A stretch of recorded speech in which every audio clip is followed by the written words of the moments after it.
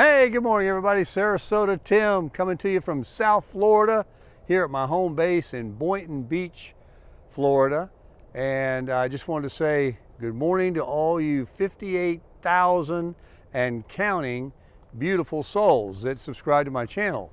If you're new to watching my channel, I certainly appreciate if you would subscribe and hit the thumbs up button on all my videos after you watch them if you approve.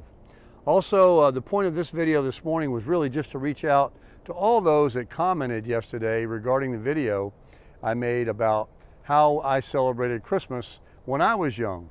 And I was surprised and yet not surprised at how many of you actually celebrated it exactly the same way. And I just thought that was so fantastic. I read all of your comments, I answered a few.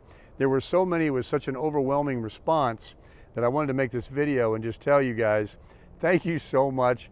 And it's just very comforting to know that everybody else out there, a lot of people out there, are still remembering and have experienced those wonderful memories of growing up, that mystical, magical time when Christmas was celebrated in the old-fashioned way, and really what it was meant to represent as well.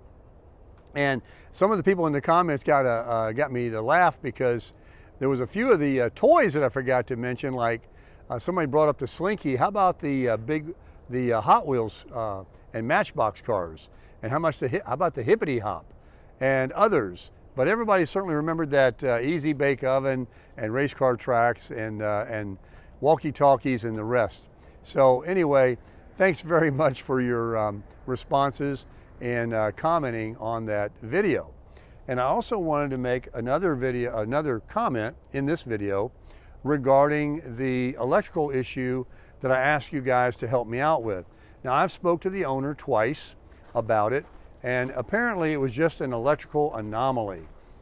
You have to remember, folks, we had the worst rain I've seen in a long time. We literally had 4 inches of rain on the ground across the county. There wasn't anything that was above ground. We had so much rain. So the current of everything being wet, and then we had an electrical storm too. It was terrible lightning, terrible. So when I came out here wet, barefooted, and touched my door, it was something like putting your tongue to a 9-volt battery. It wasn't like a real shock, like a real volt. It was just you could feel it. First I was like, what is that? And like I tried to explain before. So anyway, problem solved. I came out here last night barefooted and everything else, and it's not happening again. I don't have any issue. Nobody else has an issue. The guy in the coach next to me, he has no issue. Everything is fine. I also have a brand new 50-foot 30-amp cord that's all raveled up because it's so long. I'll make this a little prettier later, but I just wanted to hook it up last night and try it. And it's hooked to my pigtail, and the new pigtail that goes into my electric meter here that I got at Harbor Freight. And the reason I had to get this one and send the one back that I had was on this end over here, it didn't have the little screw ring that holds it into the camper. This little screw ring right here, it screws on. So I got the right one, and now I'm able to run this cord all the way to the front of my camper to the back of the Tundra where the generator will be, and have plenty of line to do such. And if I were to come and squat at one of you guys' houses or something, and I was in the driveway and the nearest plug was further away than they are at campgrounds where they generally put them right near your camper, I've got a little extra line there. I'm even going to keep my old one. Maybe they can pigtail together, give me another 25 or so feet.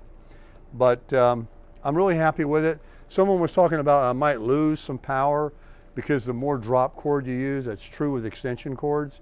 But this is such a heavy gauge wire. I forgot what number it might be, but it's running the air conditioning just like the other one did flawlessly. Everything is working perfect. She's a good girl. Gotta really take care of her. She's my house. She's my baby. And also, I've been getting a lot of comments and help and tips from everyone out there, you 58,000 and counting beautiful souls on campgrounds, maps, some people that are actually in the trucking business that have been driving for years and years that say, hey, if you go to the north, get off on this one and take that route. I've got all these saved in a file in my email folders, of which I can pull out and read and go over and plan out a route should I go that way. To be very honest with you now, what's developed with the rising cost of fuel and the time that I might want to be gone on this first leg to just kind of get my feet wet with the Tundra and Miss Tammy, we may not, go all the way to Maine, especially with the comments that I've been getting from people saying how bad those roads are going all the way up that far. The folks that, Tammy's people that are in Vermont are sending me videos this morning of the beautiful sunrise, and I think it was 44 degrees they woke up to, and they have sunshine and a great forecast for the week while they're up there. So they're really enjoying themselves. I'm so happy for them. And then it's just going to get colder, and I don't have any pants. So I'm going to have to stay where it's not quite so cold. No, but really, we're going to get up there. We're going to follow the front end there and see where the crusher takes us. But we've had all these kinds of invites from you folks out there, and we've got all these links to campgrounds and discounts on state parks if you're over 62.